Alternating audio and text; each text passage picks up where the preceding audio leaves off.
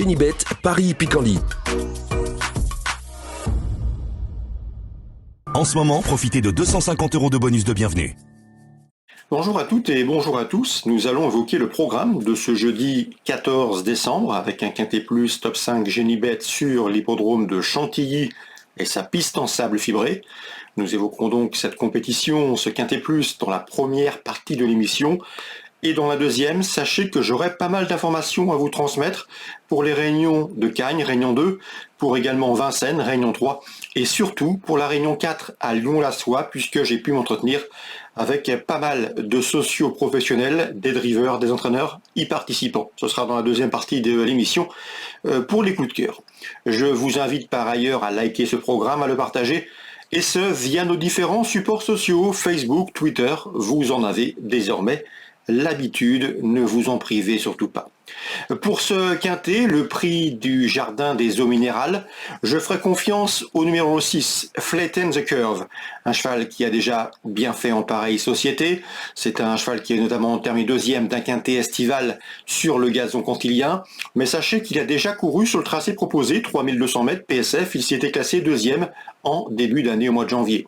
Le cheval depuis a bien fini dans un quintet à Deauville, je le pense dès lors capable de mettre tout le monde d'accord, c'est le numéro 6, Flatten the Curve. Je lui opposerai principalement un cheval bien connu à ce niveau, c'est le numéro 9, Saint-Nicolas, bien connu à ce niveau puisqu'il a couru 17 quintets, il s'est classé à 7 reprises parmi les 5 premiers, un cheval qui avait également remporté un événement, c'était sur l'hippodrome de Cagnes par le passé. Depuis, le cheval a prouvé sa forme, il a gagné un handicap sur le tracé proposé, et en dépit de la surcharge encourue, il a gagné depuis un autre handicap à Deauville. Cette fois-ci, les conditions pondérales sont moins favorables, mais au regard de sa forme actuelle, je le pense capable de jouer les premiers rôles. C'est le numéro 9, Saint-Nicolas. On peut le reposer le top weight, numéro 1, My Charming Prince, un cheval qui se recommande de 2 victoires et 10 places en 27 quintets courus, preuve de son efficacité dans les tournois de ce genre. Là, dernièrement, il a gagné en terrain lourd à Lyon-Paris, mais sachez qu'il a également des références à faire valoir sur le sable. On garde en morance numéro 1, My Charming Prince. Attention pour une cote au numéro 7, Saison Froide, qui avait déjà bien fait au niveau quintet, elle a couru 2 quintets, elle a pris 2 places de 4e. Sachez qu'elle a également bien fait sur le sable, elle avait gagné par le passé à Vivo, sur l'hippodrome de Marseille-Vivo. Et la dernière fois, pour sa course de rentrée à Lyon-la-Soie, elle a joué de malchance, pas Vénarde, il faut la reprendre. C'est à mes yeux un bel outsider.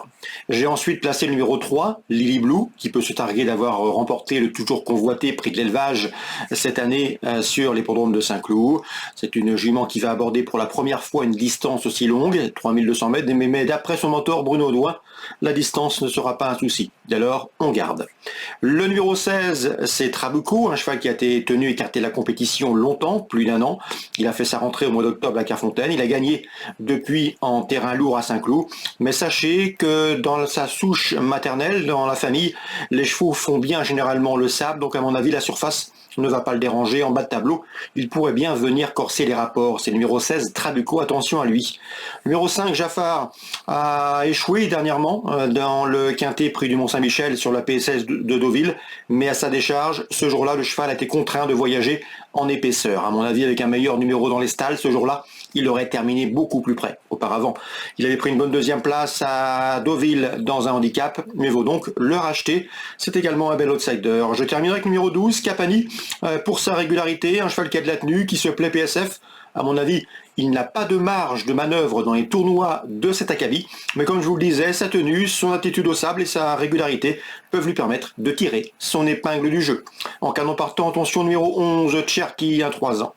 Résumé chiffré pour ce quintet du jeudi 14 décembre, 6, 9, As et 7. Devant le 3, le 16, le 5 et le 12, on se retrouve désormais pour les coups de cœur. En ce moment, profitez de 250 € de bonus de bienvenue. Voici désormais mes informations et conseils de jeu pour ce programme du jeudi 14 décembre. On va commencer par Cagnes, c'est la réunion 2. Concernant la première, sachez que j'ai pu discuter avec Julien Merlienne. Il aime beaucoup le 101 Calcomanie, qu'il n'a pas été surpris de sa bonne prestation, sa deuxième place obtenue sur les Cagnoises dernièrement. D'après lui, elle peut gagner sa course au cours du meeting et pourquoi pas ici le 101 Calcomanie à suivre. Dans la cinquième, je ferai confiance au 501 Capivari Toujours un gant malgré le poids des années, il a désormais 11 ans, mais il reste sur une série de podiums. Il vient d'ailleurs de se classer deuxième à Gagne le 8 décembre. C'est une première chance, le 501 Capivari. Thierry Pochet m'avait parlé en bien, souvenez-vous du 603 Desire Forever dernièrement. Nous l'avions relayé dans la rubrique des interviews, mais également dans cette émission, au sujet du 603 Desire Forever qui a gagné plaisamment dernièrement à Cagnes-sur-Mer.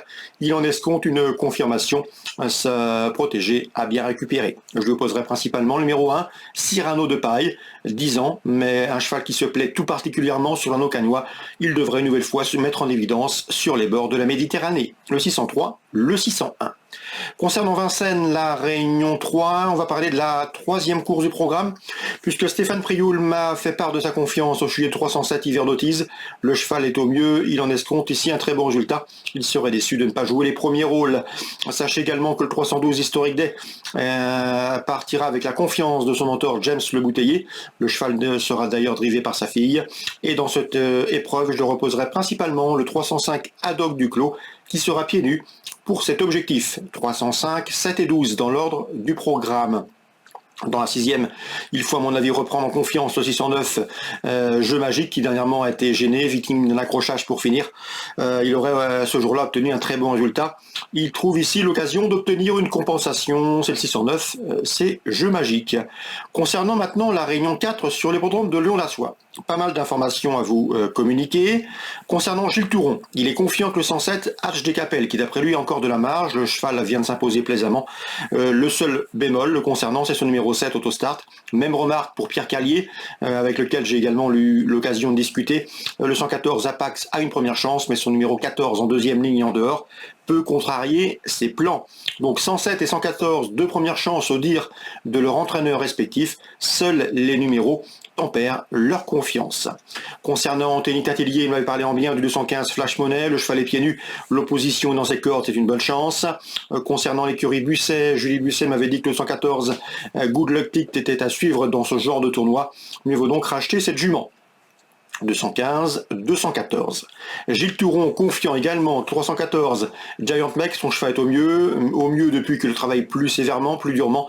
Le cheval répond présent en piste. Il en escompte ici une confirmation. Là aussi, le bémol pour Gilles Touron, c'est le numéro Autostart, qui tempérait un peu sa confiance, mais je l'ai senti assez optimiste tout de même, concernant ces deux protégés dans la première et la troisième. La sixième course, j'aime beaucoup le 610 Jalna Loulou qui à mon avis a un peu de marge dans cette catégorie. Elle devra composer avec le numéro 10, mais elle sera pieds nus. Et à mon avis, l'opposition est dans ses cordes. Et concernant maintenant la huitième, eh bien j'ai pu discuter avec Guillaume Chavat. Il est confiant, il effectue un long déplacement, 6 heures de trajet avec le 814 Inox Mazza.